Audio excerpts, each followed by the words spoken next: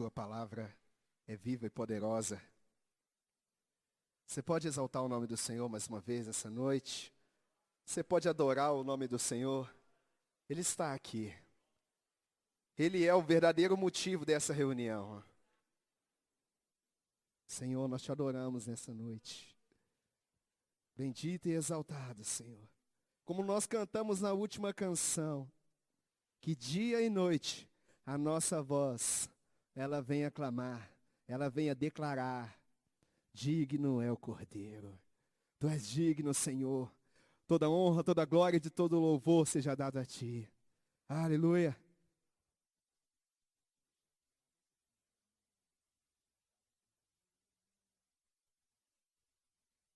Irmãos, vamos abrir a palavra do Senhor, Romanos.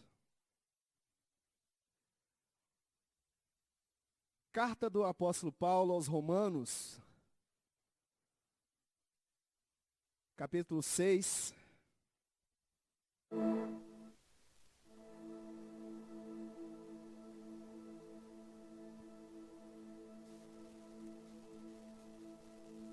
Amém?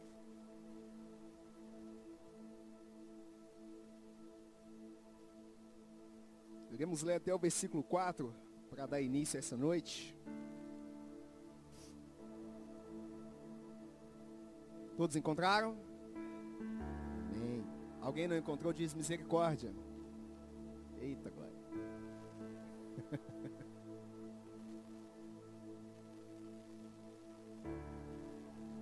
Romanos, capítulo 6, versículo 1, que diz assim: Que diremos, pois? Permaneceremos no pecado para que a graça abunde? De modo nenhum. Nós, que estamos mortos para o pecado, como viveremos ainda nele? Ou não sabeis que todos quantos fomos batizados em Jesus Cristo, fomos batizados na sua morte? De sorte que fomos sepultados com ele. Repita comigo, sepultados com ele. Pelo batismo na morte, para que como Cristo foi ressuscitado dentre os mortos, pela glória do Pai, assim andemos nós também em novidade de vida. Amém?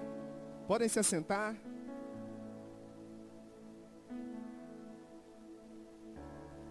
Aleluia. Som. Ô Samuel, tira um pouquinho do grave, fazendo favor. Estou achando muito fechado no microfone. Irmãos, esse texto é bem conhecido da igreja. Quando o pastor Paulo Sérgio, ele entrou em contato comigo, basicamente na mesma hora que eu estava pensando, eu falo ou não falo, aceito ou não aceito o convite, imediatamente saltou no meu coração essa palavra, e aí eu entendi, e eu disse, eis-me aqui, Senhor. E a palavra chave dessa noite é o finalzinho do versículo 4, é onde nós precisamos chegar nessa noite, vivendo em novidade de vida. E aí fica aquela pergunta para nós começarmos a nossa meditação dessa noite: o que é andar em novidade de vida? Na verdade, o que eu já posso dizer nessa noite é que a novidade de vida a qual Deus tem para nós por meio de Jesus Cristo, ela já não foi revelada. Talvez para uma pessoa ou outra pense, se já nos foi revelado, não é novidade. Talvez alguém pense assim. Mas bem, tudo que nós precisamos para viver em Cristo já nos foi revelado.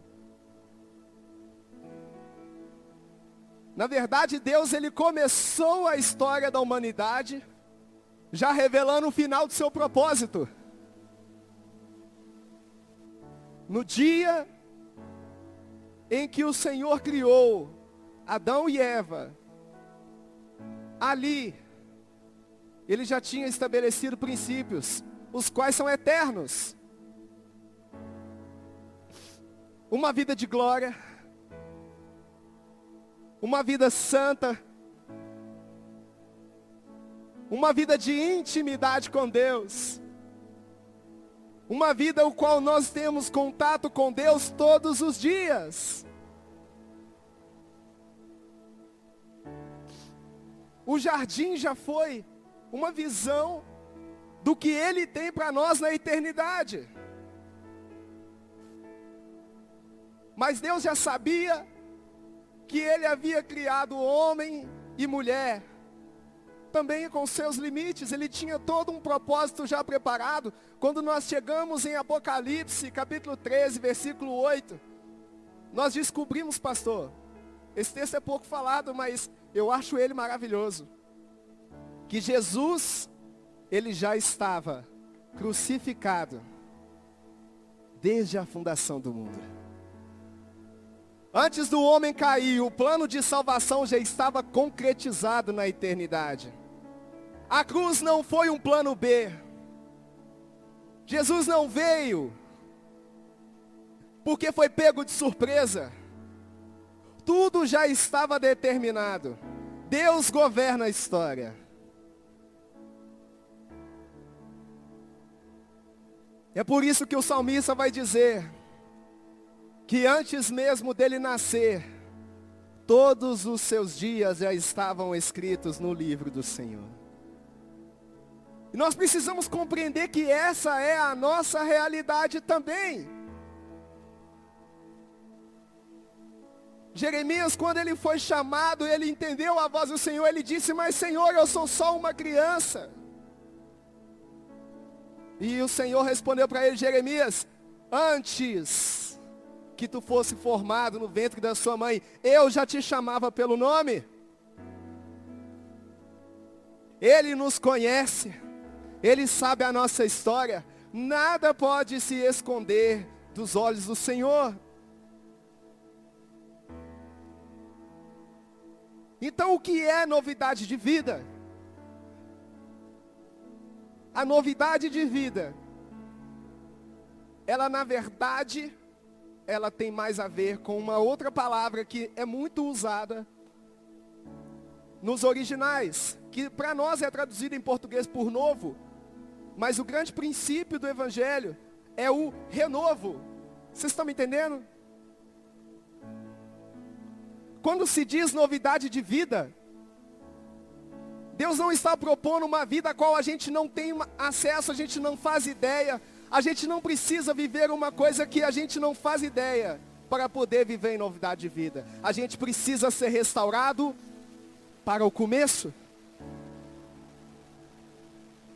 O homem foi feito à imagem e semelhança de Deus, em plena comunhão com Deus. O homem se perdeu por causa do pecado. Mas Deus já havia preparado um novo e vivo caminho para o qual nós podemos voltar para o Pai.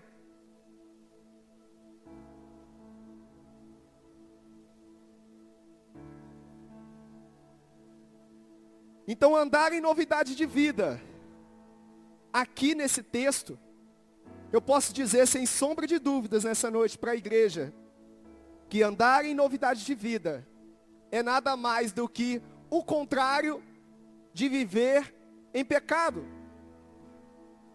Como viver em novidade de vida? O primeiro passo é o pecado morrer.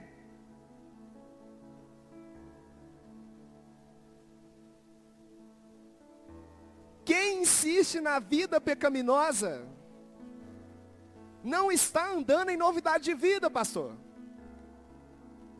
A gente tem que parar de tratar o pecado como um problema. E tem que chamar o pecado de pecado.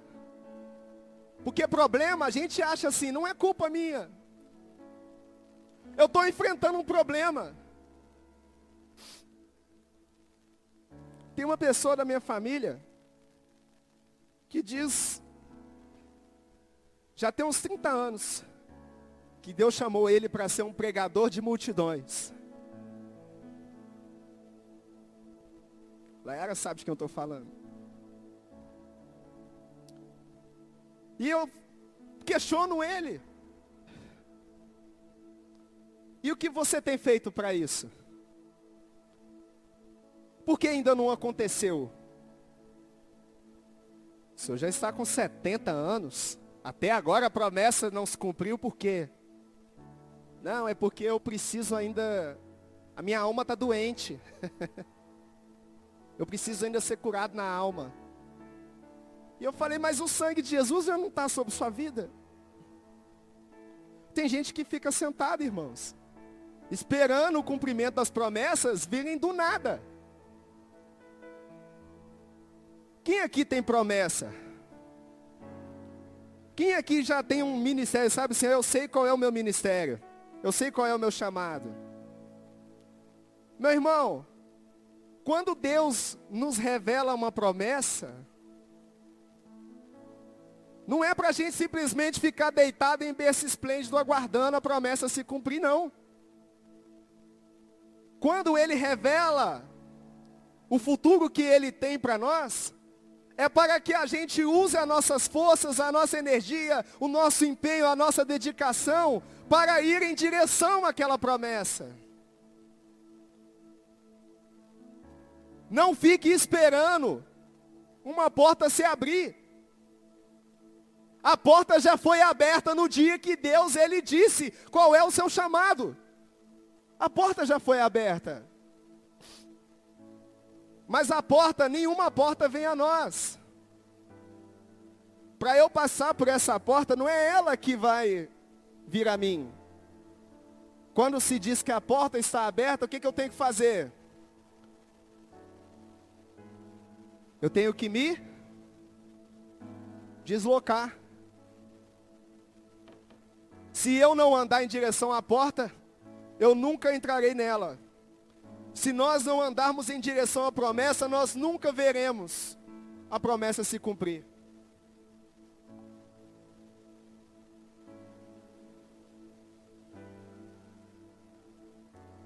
Então, novidade de vida. Primeiro princípio, precisamos eliminar da nossa vida o pecado que esteja vivo. É muito simples. Deus, Ele é muito claro com as coisas na sua palavra. A gente não precisa ficar criando nenhuma fórmula mirabolante. Eu não preciso ficar fazendo portais, campanhas, para que a glória de Deus se manifeste. Eu só preciso crer, quebrantar o meu coração e dobrar os meus joelhos diante do Senhor e me render. Que o Espírito vem e Ele se revela. E nós passamos a andar em novidades de vida. Amém? Então, para andar em novidades de vida, é necessário uma renúncia firme do pecado. Mas de que maneira nós conseguimos nos firmar fora do pecado? Segundo o texto que nós lemos nessa noite, a única forma de nós sermos resistíveis ao pecado, da gente resistir ao pecado, é morrendo.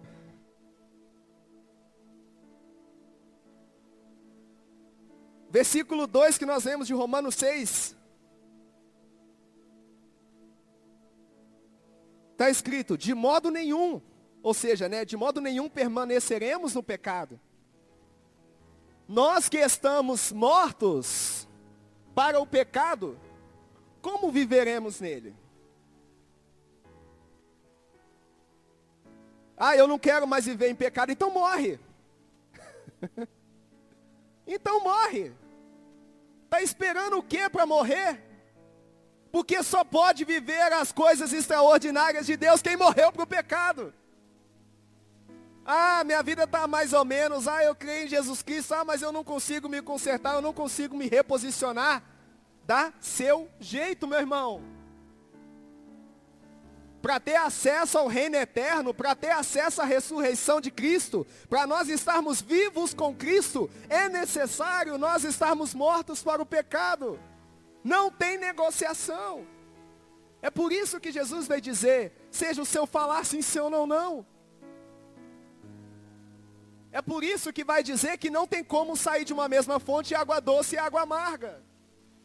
É por isso que vai dizer na palavra do Senhor que não tem como nós servirmos a dois senhores. Eu quero trazer um exemplo aqui, bem didático, para a gente pensar nessa noite. Imagina, qualquer um de nós aqui, quem lava roupa aqui, da casa? Eu não lavo não. Coitada da Laera, sempre é ela que sofre. Eu ajudo em outras coisas. Lavar roupa nunca foi minha praia. Só na emergência. Imagina que você acabou de pegar aquela roupa limpinha. Você que não lava roupa, pensa também, aquela roupa sua que está guardada lá no seu guarda-roupa. Todo mundo aqui tem um balaio em casa, onde joga a roupa suja para poder depois juntar tudo para lavar? Todo mundo tem, né? Quem não tem, sempre tem um cantinho, né? O cantinho lá de esconderijo lá para não misturar. Agora pega aquela roupa limpinha. Pensa agora. Se precisar, fecha seus olhos e pensa nessa cena. Você pega uma veste limpinha, cheirosa, passada com amaciante. Está perfeita para usar. Você pega aquela peça de roupa. E agora você vai lá no lugar onde está o balaio, onde está aquelas outras roupas sujas. Está cheio de roupa suja. E você pega aquela roupa limpa e põe dentro daquele balaio. Agora me responda. Se você fizer isso, as roupas sujas vão ficar limpas? E a roupa limpa permanece limpa?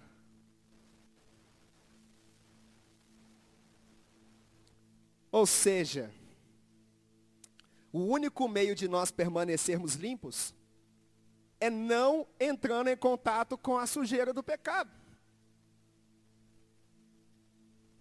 Não dá, pastor. Não dá, Bethesda. Não dá, visitantes. Não dá, igreja. Não dá para poder chegar aqui no domingo, na terça, alguns no sábado. Participa do culto, dança, né? Eu não sei dançar, não vou tentar. Toca, canta, bate palma, celebra. Fala em línguas, recebe uma palavra. É cheio do Espírito Santo. Você vem e lava suas vestes aqui. Você sai daqui radiante. Cheio de propósito para a sua semana. Mas chega depois do culto mesmo. Você entra no trânsito. Um abençoado está distraído no celular no outro carro e quase bate no seu carro. Ou pior, se você for motoqueiro. Te dá uma fechada, aí você vai e ó. Solta uma rajada de glória. Só que não, né? Não adianta eu pegar e falar aqui de Deus, chegar ali fora e não dar testemunho de vida. O Deus que eu recebo aqui precisa andar comigo. A santidade que eu aprendo aqui, eu preciso carregar para a minha vida. Não dá para a gente ficar aqui vindo toda semana lavar nossas vestes no domingo e rolar na lama na segunda-feira.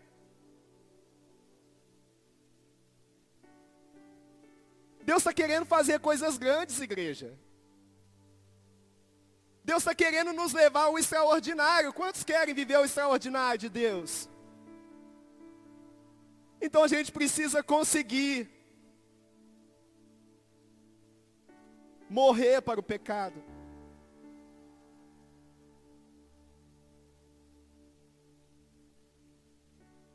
A gente precisa conseguir.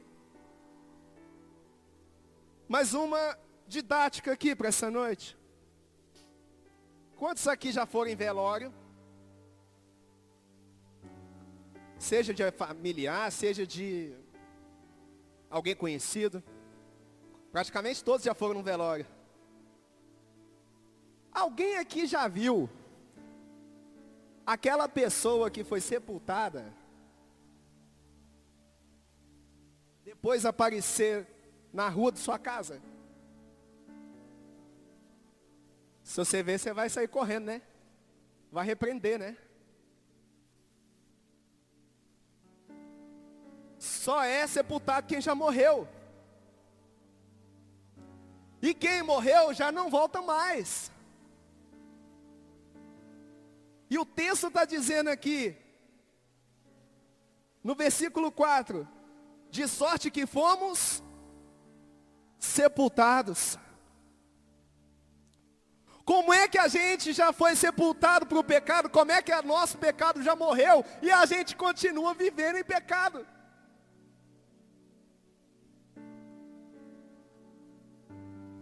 Irmãos, aquele que está vivo para o pecado, que está vivo e operante para o pecado, ele está morto para Cristo. Isso é muito sério. Isso não é uma doença da alma, não. Isso é um câncer, o qual só você pode retirar. E eu falo câncer, porque pensa assim, câncer é doença. Mas a doença que eu quero dizer é porque tem a doença da gripe, por exemplo, que é um vírus. O câncer não. Alguém aqui não sabe como é que nasce um câncer?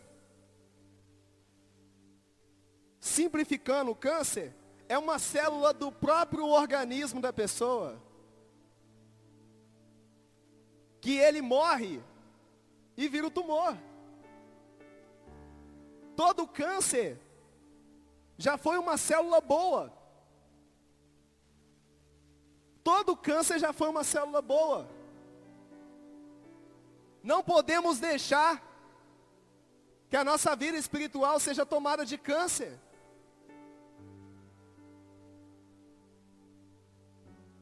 Não podemos aceitar, negociar a nossa salvação, a nossa vida eterna, a nossa santidade.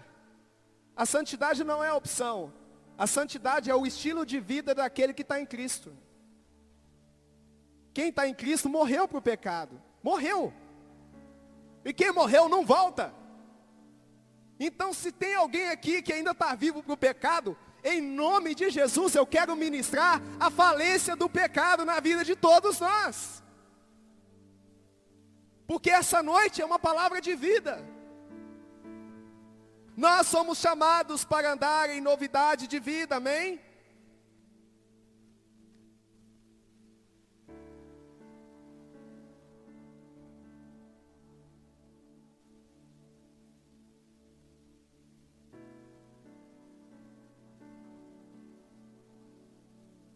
Só anda e segue em frente quem está de pé.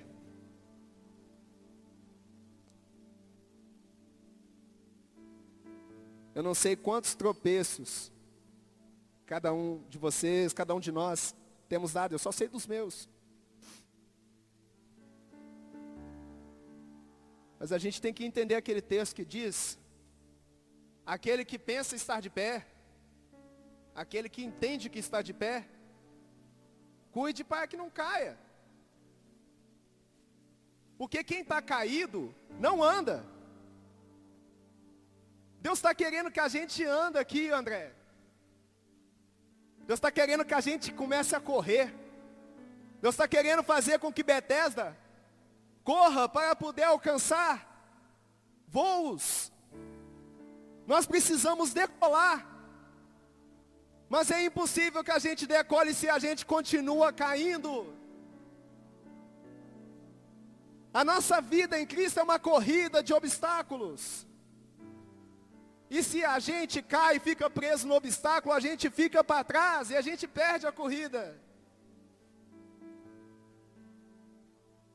Alguém aqui já viu nas Olimpíadas aquela corrida cheia de barrinha no caminho? É bonito, né, quando alguém passa pulando todos os obstáculos, não esbarra em nenhum. E geralmente esse que consegue passar em todos os obstáculos sem esbarrar neles é esse que leva a medalha de ouro. Dificilmente alguém que está capotando nos obstáculos consegue chegar na frente. Porque cada vez que a gente bate no obstáculo, a gente para. E tem que recomeçar. E não só para. A gente se machuca. A gente vai ficando com marcas. E correr com dor é muito ruim. Quem aqui já caiu andando de bicicleta? Foi bom para levantar depois e continuar pedalando? Não é não. É difícil. O que significa que cada vez que o pecado vem e toma as rédeas da nossa vida, a gente se suja todo. Precisa parar tudo para lavar. A gente tropeça e cai. Aí ao invés da gente estar vivendo coisas extraordinárias, a gente tem que ficar sarando feridas. Tem que parar ministério, pastor. Ah, eu vou largar. Eu não estou em condições de estar no altar. Por quê, meu irmão? Por causa do pecado.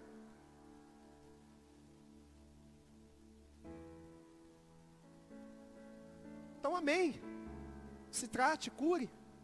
Mas como disse Jesus para aquela mulher que foi acusada ali de adultério, Jesus não quer a morte daquela mulher. Ele vira para os seus acusadores e diz: aquele que não tem pecado,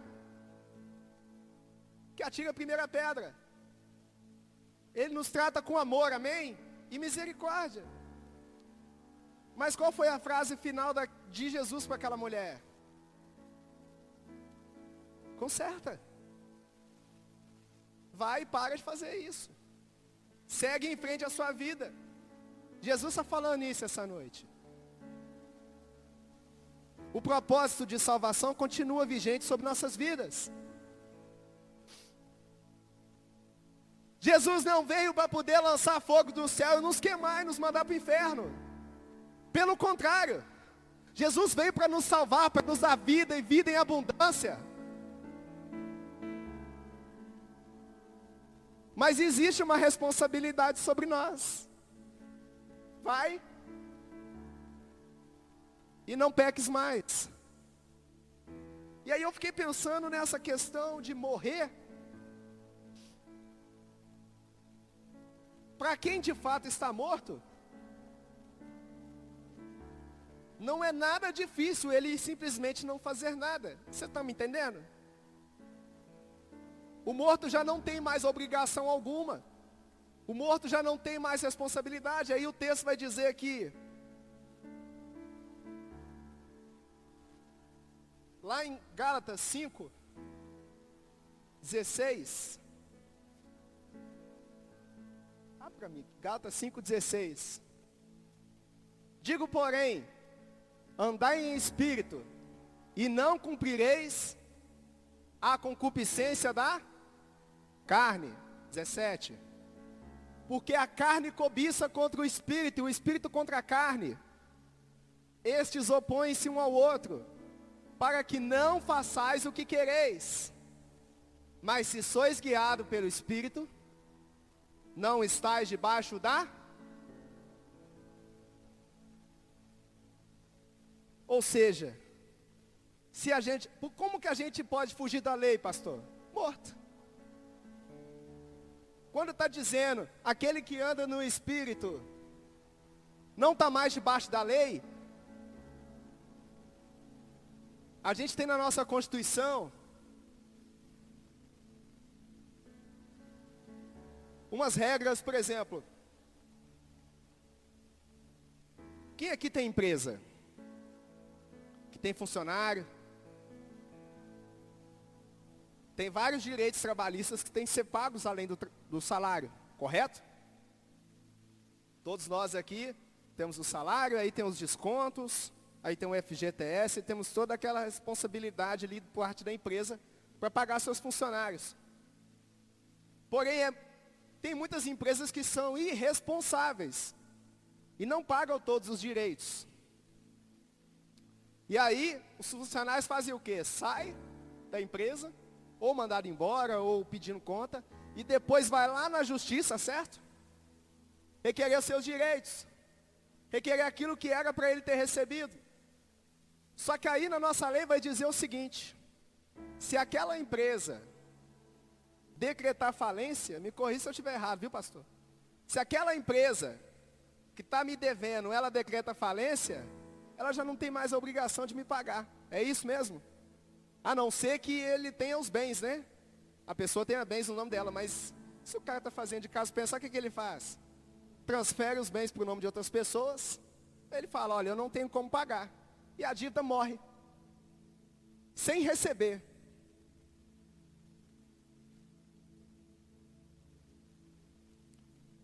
Quem morre não tem dívida.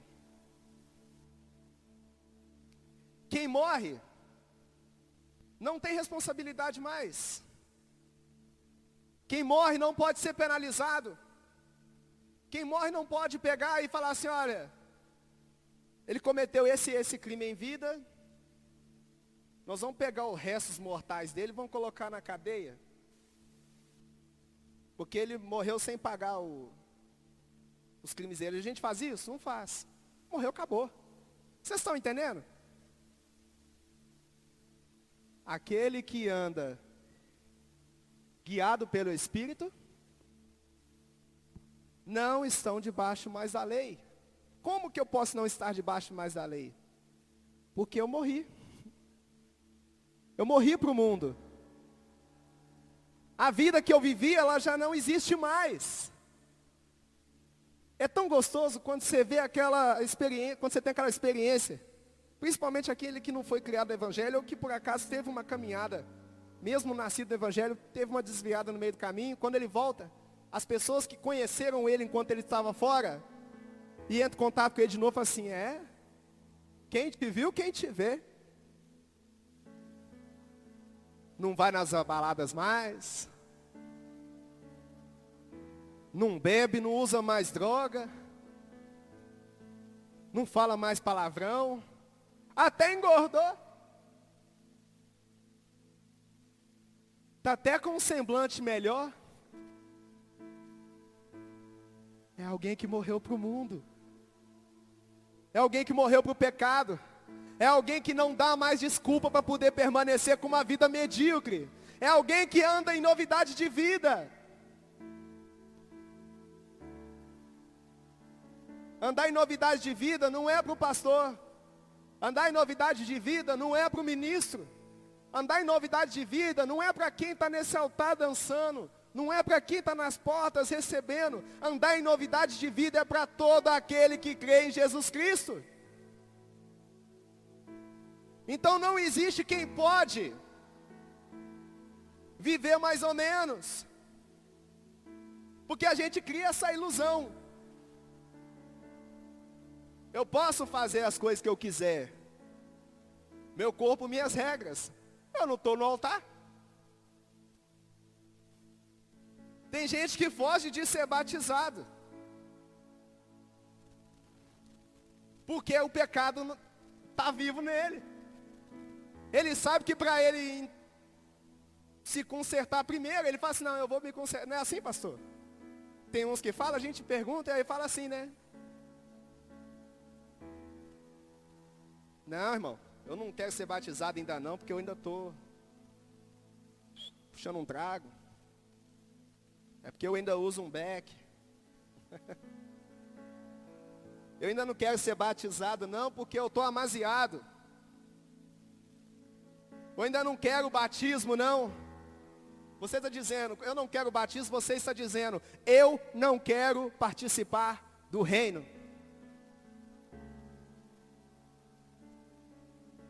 O batismo é uma inserção para o reino. Quando somos batizados na morte de Jesus Cristo. Para que então assim como ele ressuscitou, nós também vamos ressuscitar um dia. E reinaremos eternamente com ele.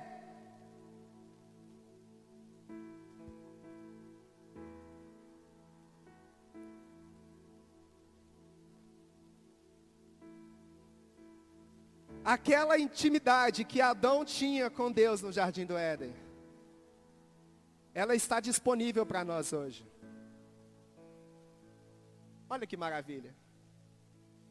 Ainda que ainda falhamos, ainda que como Gálatas 5:17 a gente leu ali que a carne luta contra o espírito contra a carne, ainda assim nós hoje temos acesso àquilo que Adão e Eva experimentaram no jardim.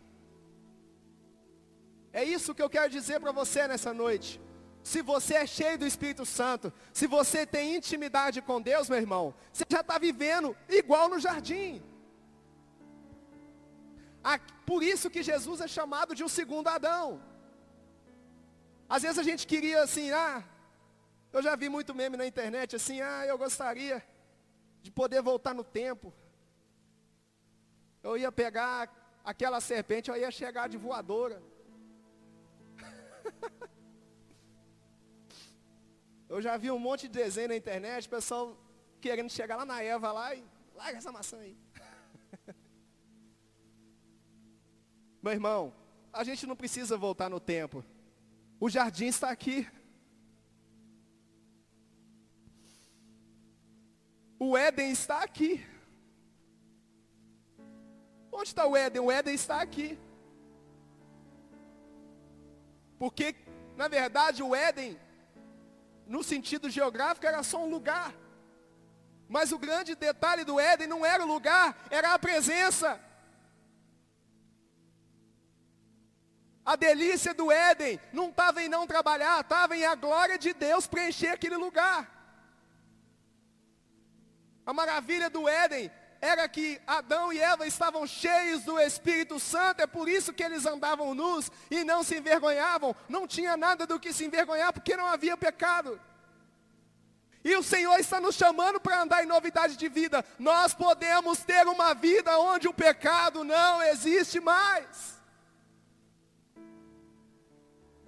Se a gente experimentasse todo o poder de Deus que Ele tem para nós, a gente veria coisas maravilhosas. Enquanto eu estava preparando isso, estava conversando com a minha esposa. E nós falávamos sobre Elias e Enoque. A Bíblia vai nos dizer que todos pecaram e foram destituídos da glória de Deus, amém? Mas tem dois homens chamados Elias e Enoque. Elias vai aparecer no livro, se não me engano, de 1 Reis, ou 2 Reis ali. E Enoque vai aparecer em Gênesis 5. Ambos tiveram uma experiência diferente de toda a humanidade. Eles andaram com Deus a tal nível que não existe o túmulo deles. Eles já experimentaram antes da igreja o arrebatamento. Deus tomou Elias, irmãos, vivo. Eu estava falando com minha esposa que ele só não foi primeiro do que Jesus, porque Jesus já estava crucificado desde a fundação do mundo. Então, lá na eternidade, tudo já estava realizado. Ele foi o primogênito do corpo transformado, mas Elias teve um corpo transformado em glória. Imagina você andando tão intimamente com Deus, andando tão vivo para o Senhor, tão morto para o pecado, que Deus fala assim, não, eu não vou te deixar morrer. Vem André, vem, vou te levar num redemoinho, vou te mandar anjos, você vai subir direto, filhão. Imagina, Kelvin. Imagina, pastor Paulo Sérgio. A gente não poder nem fazer seu sepultamento. Ao invés de te ver deitar, fala assim, o homem sumiu. Aí alguém vai dizer, eu vi carruagens de fogo, anjos com espada de fogo, e o pastor Paulo Sérgio sendo tomado num redemoinho e subiu, foi levado, já está na glória. Elias e Enoque me fazem acreditar que é possível. Eu posso andar com Deus de um nível muito mais profundo que eu já andei. Eu não preciso ficar todos os dias tropeçando. Eu não preciso ficar todos os dias caindo. Eu não preciso ficar pedindo perdão a Deus todo dia. Eu posso conseguir chegar a um nível de santidade, que todos os dias eu vou acordar não mais pedindo, Senhor, perdoa os meus pecados, mas todas as manhãs eu vou falar, Senhor, bendito e exaltado é o teu nome, adorado para sempre. Que coisa maravilhosa a tua presença neste lugar. Senhor, obrigado por esse sonho que eu tive, obrigado pela resposta que o Senhor me deu, obrigado porque eu estou vivendo em novidade de vida.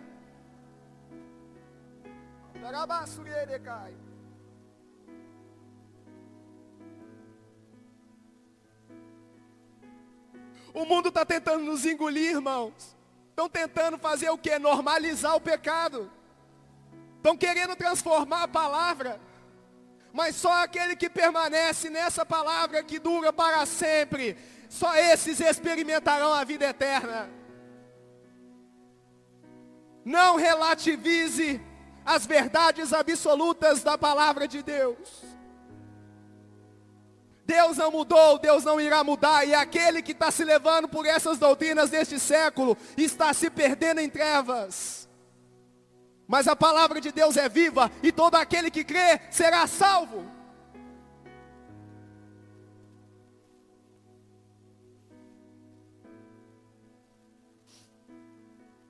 Para a gente caminhar,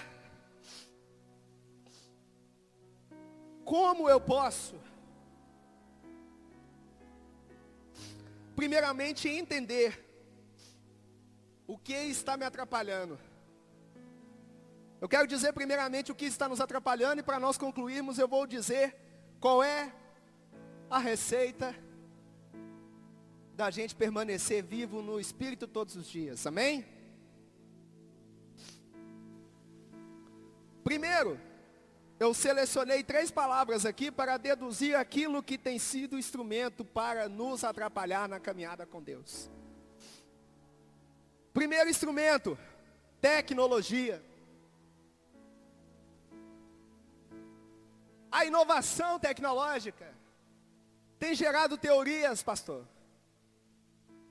As pessoas têm criado lunetas cada vez mais potentes, tem uns telescópios lá no espaço lá, mandando fotos e vídeos e coisas assim, e aí eles vão falando assim, nossa, nós estamos vendo uma galáxia agora a 16 milhões de anos-luz de distância de nós, e começam a questionar, será que nós somos o único planeta com vida no universo? Começam a questionar a palavra, começam a questionar a salvação, começam a questionar o evangelho, começam a questionar Deus. Toma cuidado. Tecnologia, tem muita gente que está preocupado em ter só um carro melhor, aí trabalha e vive por conta disso e se torna escravo. A pessoa deixa de cuidar bem da família porque quer cuidar do carro. É bom cuidar do carro, é importante cuidar do carro, mas não é mais importante do que cuidar da nossa salvação. Não é mais importante do que a gente cuidar da nossa família, do que a gente cuidar de nós mesmos. A gente nasceu sem precisar do carro. Até 150 anos atrás nem existia carro. E a humanidade já estava viva aí pela terra já tem uns 6 mil anos, 7 mil anos. Então nós não precisamos de carro, nós não precisamos de computador, nós não precisamos de celular para viver. Cuidado, não se torne escravo da tecnologia. Segundo, conforto. Cuidado com o conforto. É muito bom Você tem aquela casa bonitinha, aquele melhor sofá na sala, aquela televisão, que agora você escolhe o que você quer assistir pelo Netflix. Essas coisas não são erradas, irmãos, mas podem nos escravizar. A gente começa a se tornar servo disso. A gente começa a se tornar servo do futebol. A pessoa não consegue vir no horário do culto, porque no dia do culto e no horário do culto tem jogo. Copa do Mundo então. Quando bate os jogos lá da seleção brasileira no dia de culto. Conforto. Toma cuidado com o conforto. Use o conforto para glorificar a Deus. Se o conforto está tirando o seu tempo de orar, afasta desse conforto. Se o conforto está tirando o seu tempo de ler a Bíblia, afasta desse conforto. A Bíblia, ela não vai garantir um sofá de macinho lá não vai garantir um computador de última geração, não vai garantir um iPhone, mas a Bíblia vai garantir você morar nas mansões celestiais.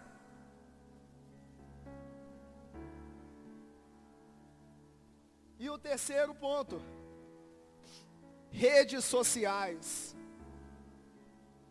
As redes sociais são um fenômeno. A gente começa a passar um tempo em que já tem N pessoas que já nasceram no tempo das redes sociais.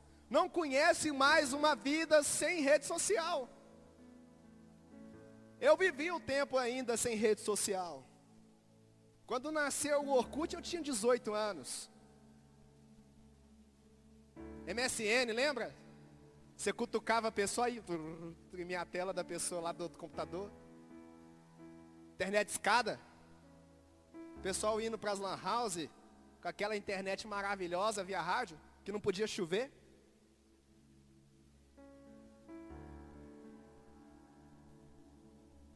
Cuidado com as redes sociais. Qual que é o grande perigo das redes sociais? A gente acaba se alinhando com o mundo lá. A gente deixa de se posicionar por causa do evangelho com medo de ser cancelado. A gente começa a consumir porcaria, doutrinas. As redes sociais estão definindo as eleições.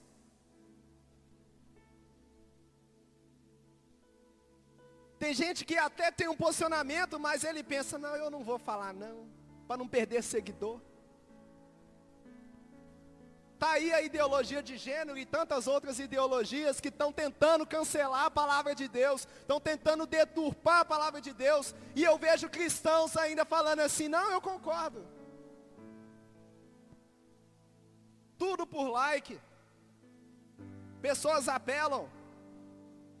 Você vai vendo que a pessoa está tão escrava da rede social que ela posta uma foto, mas ela está acostumada a receber 300 curtidas numa foto.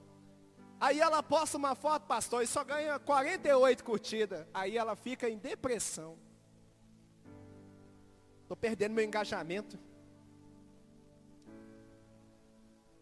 Essa foto não ficou boa, porque a outra ganhou 300 curtidas, essa aqui ganhou 48. E isso vira o centro da vida da pessoa. Eu tenho redes sociais, tenho Twitter, tenho Instagram, Facebook, WhatsApp, TikTok. Mas quem quiser pode ir lá olhar o que eu posto. Um pouco da minha vida. Mas eu penso, se o mundo está usando as redes sociais para poder disseminar o ensinamento anticristo, eu estou lá então para poder falar de Cristo.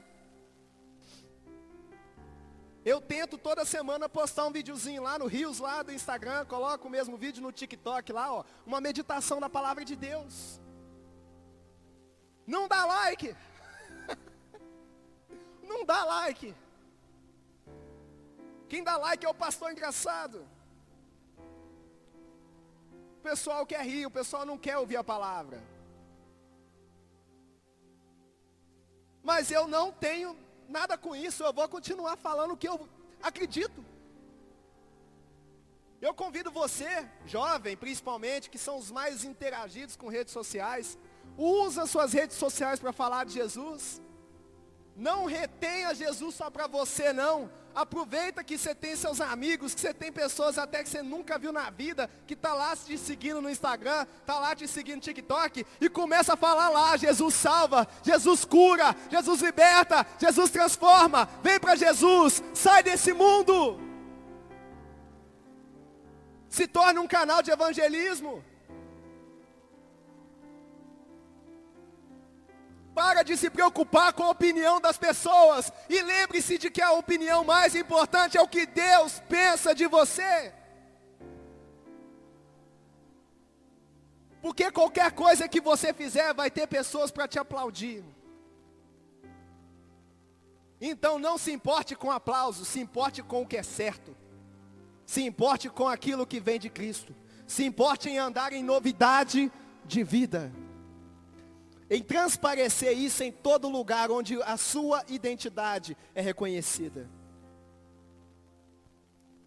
E para nós finalizarmos essa noite, qual é a receita do bolo, pastor? Qual é a receita da vida eterna? Qual é a receita de novidade de vida? Como eu posso sustentar isso? Repete comigo. Feijão e arroz. Quem come feijão e arroz aqui uma vez por semana? Uma vez por semana. Só uma vez. Agora, quem come todos os dias? Sua alimentação é a mesma se você pega e corta o feijão e o arroz? Então o que a gente precisa é entender qual é o nosso alimento espiritual. E lembrar que assim como o feijão e o arroz é presente todo dia na nossa vida, esse alimento espiritual então precisa estar quantas vezes por dia? Quantas vezes por semana? Todos os dias. 7 vezes por semana. A gente tem que alimentar o nosso espírito, não é difícil. Alimenta o seu espírito, meu irmão, você vai viver o extraordinário. Deus não está querendo fazer nenhuma fórmula mirabolante para você viver milagre, não. É só você cumprir o básico. Primeiro básico, de dia após dia, alimento. Salmo, vamos fazer uma leitura dinâmica de alguns textos aqui. Então, para a gente fechar. Salmo, 1, versículos 1 e 2. Primeiro alimento diário do nosso espírito. Bem-aventurado o varão que não anda segundo o conselho dos ímpios, nem se detém no caminho dos pecadores, nem se assenta na roda dos escarnecedores. Antes tem o seu prazer na lei do Senhor, e na sua lei medita de dia e de noite.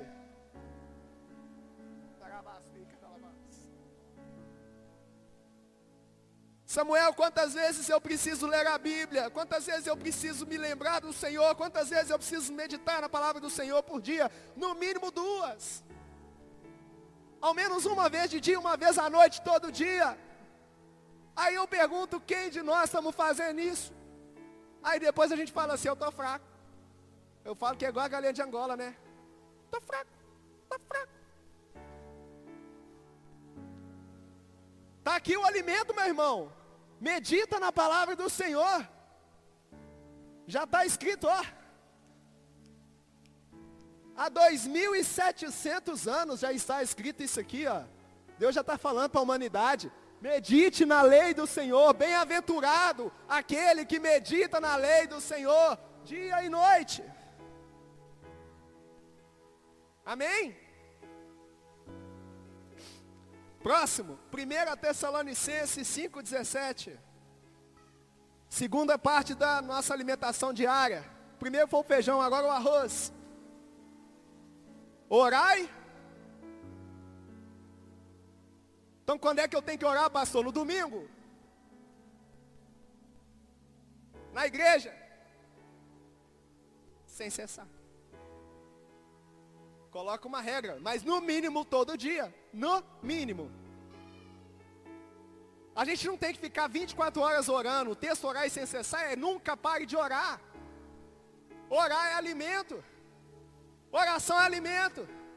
A pessoa fala com fulano, fala com ciclano, fala com a mãe, fala com o pai, fala com o amigo, fala com o irmão, fala com a avó, fala com o cachorro. Mas não tira um tempo diário para falar com Deus. Aí depois não sabe por que está caindo em pecado, por que está fraco, por que não conserta, por que não vigia mais, por que não consegue resistir às tentações. Levante-se, igreja, ore sem cessar. É o seu arroz espiritual, acompanhado do feijão lá, ó. Leitura da palavra de Deus, medita na palavra de Deus dia e noite. Se você ler a Bíblia todos os dias, se você orar todos os dias, ninguém vai poder te parar.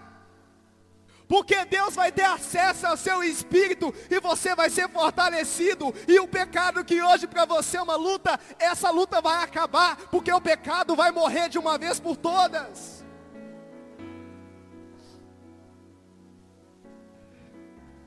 E para fechar,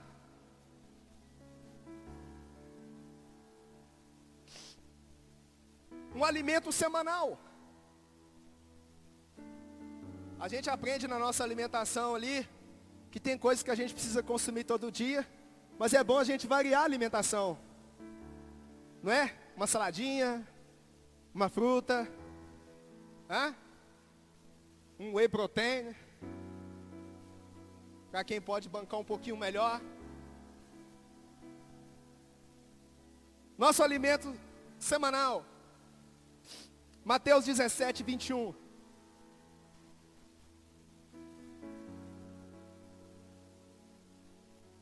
Mas esta casta de demônios não se expulsa, senão pela oração e... A oração nós já aprendemos que é todo dia, amém? Você precisa jejuar todo dia? Não. Mas precisa jejuar também sem cessar. Só pense, não precisa responder. Quando foi a última vez que você jejuou?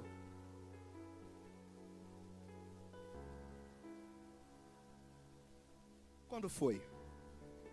Como está o jejum?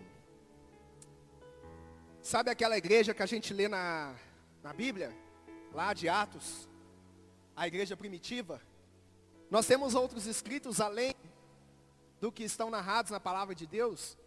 Históricos, e vai dizer que os cristãos, eles naquela época, no primeiro século, costumavam jejuar toda terça-feira e toda sexta. Então 2 vezes por semana, eles jejuavam. Eles não jejuavam todo dia, senão deixa de ser jejum, vira uma nova dieta. Mas toda semana, a história nos diz, pode pesquisar, que os cristãos da igreja primitiva jejuavam 2 vezes por semana. Agora pensa, eles jejuavam 2 vezes por semana, pastor. Eles meditavam na palavra de Deus todos os dias davam um jeito de se reunir.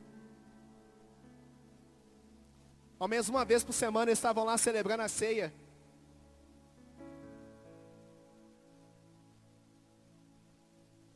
A sombra dos apóstolos curava.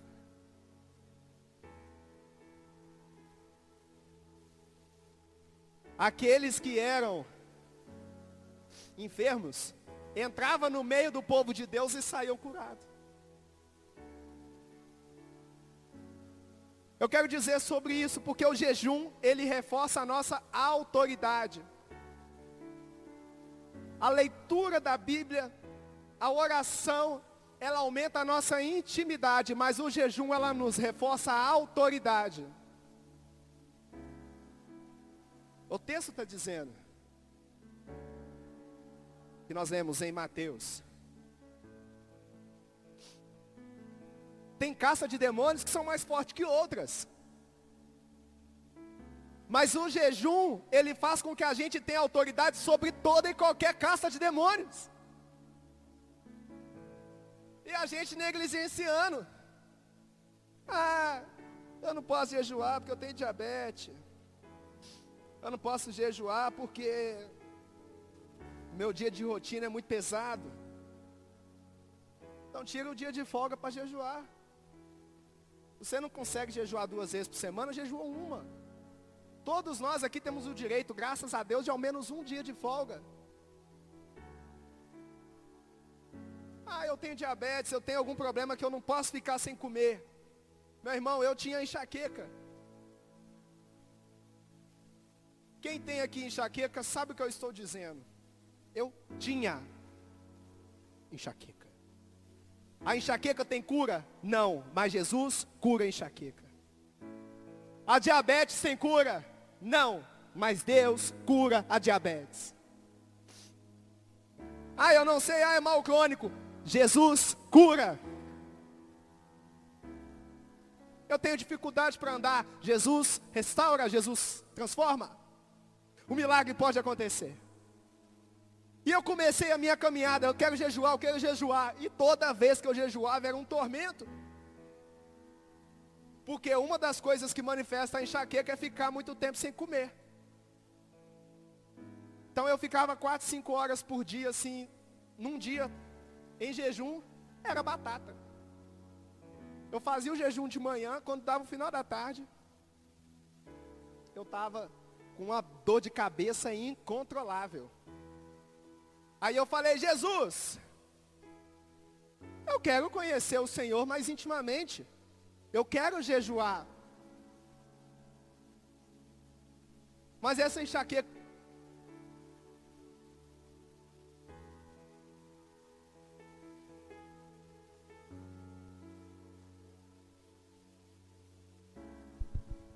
Aleluia. Um dia o Senhor, Ele me concedeu autoridade. Eu falei, a minha enxaqueca estava estourando a cabeça. Eu falei com ela assim, enxaqueca, eu vou deitar e dormir porque está insuportável essa dor. Eu falei desse jeito no meu quarto. Mas eu vou acordar amanhã. Eu vou acordar bem, para nunca mais você voltar para a minha vida. Em nome de Jesus, hoje é meu último dia de enxaqueca. E a enxaqueca foi embora, irmãos. Eu posso jejuar, posso ser cheio do Espírito Santo, posso ser revestido de autoridade, porque Jesus me curou. Jesus está curando aqui nessa noite.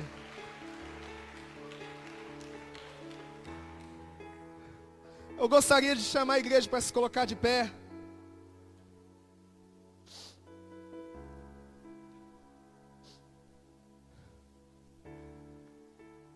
Eu quero propor para a igreja um compromisso.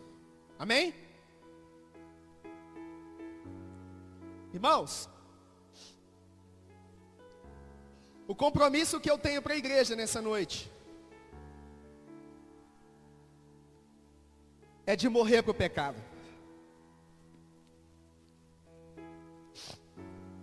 O compromisso que eu quero fazer para a igreja hoje é da gente passar a alimentar nosso espírito como nós alimentamos o nosso corpo. Quantos estão dispostos a fazer esse compromisso? Não é para mim. Papai do céu vai estar lá, conferindo, hein? Quem quer viver o sobrenatural? Quem quer viver o extraordinário? Quem quer se comprometer para poder chegar a esse ponto de autoridade, de força, de morrer de vez para o pecado? Então o nosso compromisso nessa noite é de ler a palavra de Deus todos os dias. Vocês topam? Vamos ler a Bíblia todo dia? Vamos orar todo dia? Vamos sair da mesmice? Vamos começar a orar todo dia? Vamos jejuar toda semana? Se você tem alguma enfermidade que te atrapalha de jejuar, nesse momento nós vamos orar. E você vai colocar a mão em cima de onde está a sua enfermidade. E o Senhor vai apagar essa enfermidade e você vai poder jejuar como eu também. Porque o Deus que tocou na minha vida quando eu tinha 17 anos está aqui neste lugar. O mesmo poder que me tocou te toca nessa noite. Amém? Então repita juntamente comigo. Senhor Jesus, sou a tua igreja. Eu faço um compromisso de ler a tua palavra todos os dias, nem que seja pelo celular. Eu faço um compromisso de orar todos os dias, mesmo que seja difícil. Eu faço um compromisso de jejuar toda semana, porque eu quero ser revestido de poder, de autoridade, como o Senhor tem para mim. Amém? Feche seus olhos, vamos fazer uma oração juntos. E nesse momento de oração, você vai colocar a mão sobre a sua enfermidade. E se algo está aí, vai sair nessa noite. Porque o poder de Deus está nos trazendo novos tempos. A novidade de vida está chegando sobre todos nós. Senhor, em nome de Jesus, nós oramos aqui porque a tua palavra é poderosa. Porque a tua palavra nos garante que se nós orarmos sem cessar, se nós lermos a tua palavra, se nós crermos, colocaremos as mãos sobre enfermos e eles serão curados. Nós queremos andar em novidade de vida. Senhor, eis aqui, Pai, é a tua igreja, é a tua noiva. Reveste-nos com autoridade, reveste-nos com poder, que nós venhamos viver sobrenatural. Que nós venhamos viver novidade de vida. Que a nossa vida não seja mais a mesma. Que nós não venhamos mais ser mortos para o Senhor, mas que a única morte que haja em nós é para o pecado. Que o pecado morra nessa noite e que a vida eterna nos preencha. Em nome de Jesus, que nós venhamos andar todos os dias em novidade de vida. Todos os dias com autoridade. Todos os dias lendo a tua palavra, todos os dias temendo o Senhor, todos os dias com o nosso coração prostrado, em nome de Jesus. Aleluia. Amém?